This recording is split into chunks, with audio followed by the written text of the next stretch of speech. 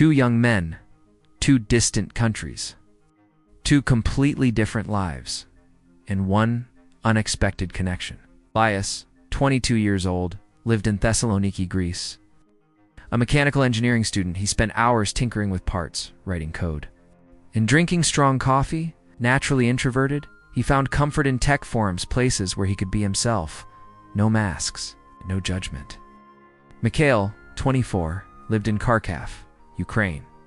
A maintenance technician by day, he dreamed of one day building affordable robotic prosthetics for children. At night, he dove into online forums, looking for inspiration, for community, and for hope. It was on one of those quiet nights that their paths crossed. The topic was artificial intelligence and social robotics. Elias replied to one of Mikhail's questions with a clever solution. Mikhail thanked him and kept asking more. What started with wires and sensors quickly turned into something more. Days turned into weeks. Usernames became real names. The forum chat evolved into video calls. And in that digital space between cables and glowing screens and unlikely, friendship began to grow. Mikhail liked to tease. One day we're going to meet in person and I'm totally beating you in a drone race. Only if you try Greek coffee first. Elias would laugh. They laughed at the same jokes. They loved the same old-school sci-fi movies. And most importantly, they felt understood. When they talked about their cities, they marveled at the differences. Elias showed sunsets over the Aegean Sea. Mikhail showed rooftops blanketed in snow. And even though their common language was English, they were speaking with their hearts. What they didn't know is that they were already connected by something much deeper than algorithms or tech curiosity. It was friendship. God. Humanity. It was the beginning of a story neither of them could have ever imagined living. Their world was made of screens, dreams, and words. But the real world is made of borders, politicians, and decisions that never ask for permission. It all started with whispers, rumors on shady websites, tense comments flooding social media, a broken treaty, a fiery speech, an unconfirmed strike. Then came the drones, the explosions, pale faces on the news. Greece and Ukraine, once just geographically apart, now stood on opposite sides of a brand new war born of hidden interests and old scars. Elias got the letter first. Mandatory military draft. His hands trembled. He read it again and again, as if the words might change. Mikhail received his days later. Sweaty palms.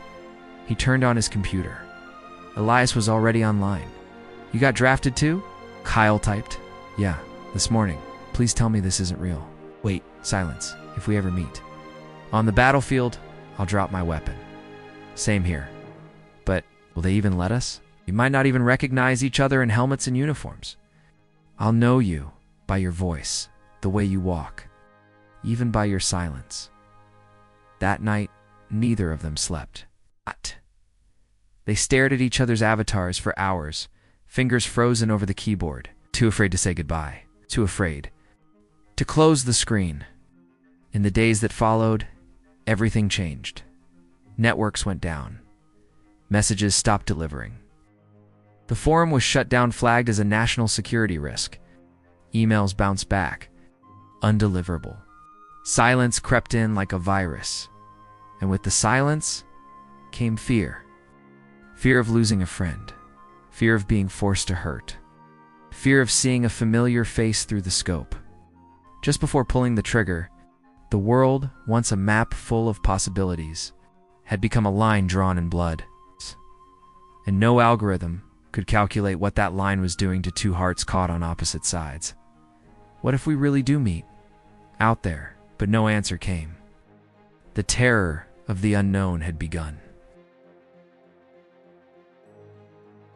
The rain fell light and steady, as if the sky itself was mourning everything that was about to happen. It was night, but there was no darkness.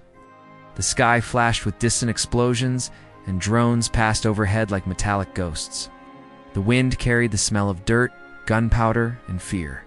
Elias, now in full uniform, muddy boots, and lifeless eyes, moved silently with his unit through the ruins of an old village in the hills. He had spent days in training, but nothing had prepared him for the brutality of real war. Orders came through the radio, cold and clipped. Advance. Check. Fire if necessary. Mika, stationed on the other side of the village, was crouched among the rubble of a destroyed school. He carried a sniper rifle butt. His hands were shaking. Every sound made him flinch. Every step echoed like thunder in his skull.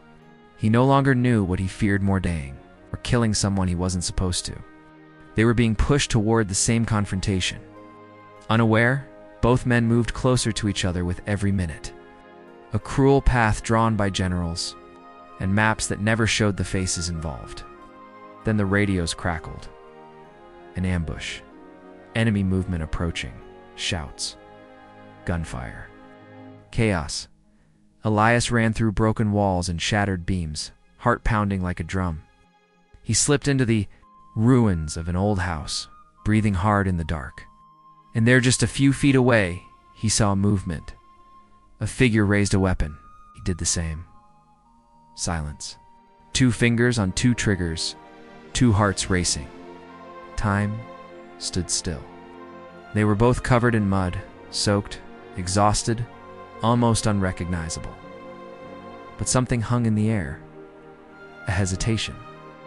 A breath pattern. A tiny detail in the uniform. Flash of lightning cut across the shattered window, revealing a small piece of fabric sewn onto Ilias's Vesta, tiny LED circuit board. Soldered by hand, the symbol of robotics he had worn so many times during their video calls. Mikhail's eyes widened. No, it can't be. Elias felt the shift, something sharp and invisible cutting through the tension. Mikhail, he whispered, without lowering the rifle. The other figure slowly began to lower his weapon. Elias, it's me. Outside. The world screamed in fire and metal. But inside that broken room, there were only 2 friends standing in the middle of a miracle. I almost shot you, Mikhail whispered, tears running down his face. I almost did too. But something stopped me. They looked at each. Are there no weapons now? Only their hearts, beating out loud. What do we do now? Elias didn't hesitate. We run. The ruined house, where they had found each other again, felt like a temporary miracle, an unlikely shelter in the middle of chaos. Outside, the war still roared. Explosions shook the ground. Voices barked orders in clashing languages. And the rain, relentless and cold, washed over their bodies, as if trying to erase the blood before it could be spilled. Elias and Mikhail stood face to face, gasping for air. Their weapons were on the ground, but fear still stood between them. We have to get out of here, Elias said. If anyone finds us like this, it's over. Mikhail nodded silently. But something was still in his hands, something that had fallen from his pocket during the chaos. A bullet. Ordinary. Except for one thing. It had a tiny, hand-drawn symbol in black ink, a miniature microchip. The very one they had designed together months earlier for a robot prototype that never made it past the blueprint. You still carry that? Elias asked, surprised. I thought it might protect me. Not physically, but mentally. Like it would remind me who I really am. Even dressed like this, it's our symbol, a closed circuit, but always alive.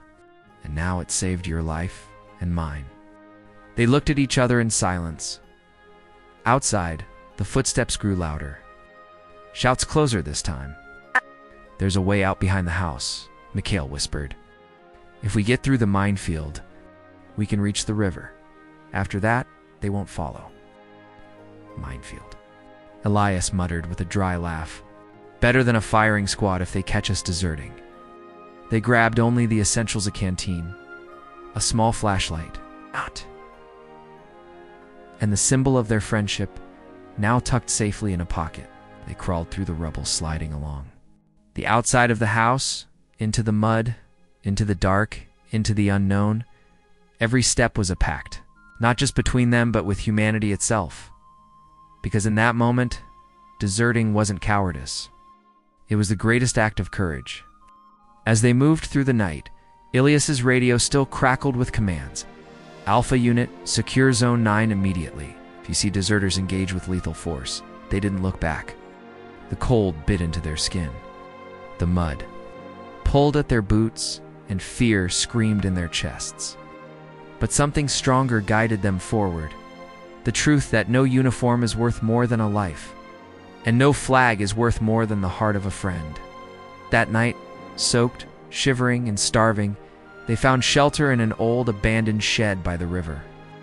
Mikhail pulled the marked bullet from his pocket and set it down gently on the wooden floor between them. This bullet could have been your death or mine. Elias looked at it with glassy eyes, but instead, it became our salvation. The river ran quietly, as if it knew how to keep secrets. There between branches, stones, and muddy Elias and Mikhail crossed the last border the war hadn't touched yet, the border of fear itself. Exhausted, they made it to a neutral zone. Were found by a humanitarian team, dehydrated, feverish, and silent. At the field hospital, medics peeled off their soaked uniform sand, found something strange tucked against Mikhail's body, a bullet, with a small, hand-drawn symbol. "What's this?" a volunteer asked. Elias, his voice barely a whisper, replied, "It's a reminder that friendship can stop a bullet." After they recovered, they were questioned by soldiers, journalists, by international organizations. At first, they were treated like traitors, but soon the story began to spread. 2 enemy soldiers, 2 young men who recognized each other on the battlefield, 2 friends who chose not to pull the trigger. Social media exploded with the tale. Newspapers called it the code miracle. Some dismissed it as just a poetic rumor from a brutal war. But the photos didn't lie. There they were, Elias and Mikhail standing side by side, holding the bullet marked with the symbol of their friendship, as the world was starving for hope. And somehow these 2 had become a symbol of it. Today, they live in a small, neutral country.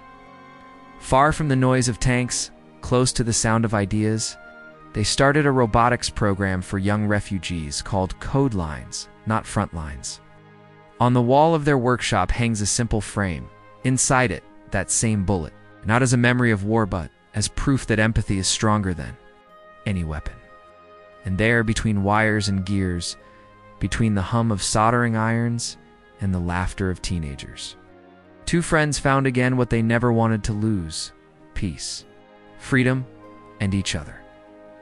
Some wars aren't won with weapons, but with choices.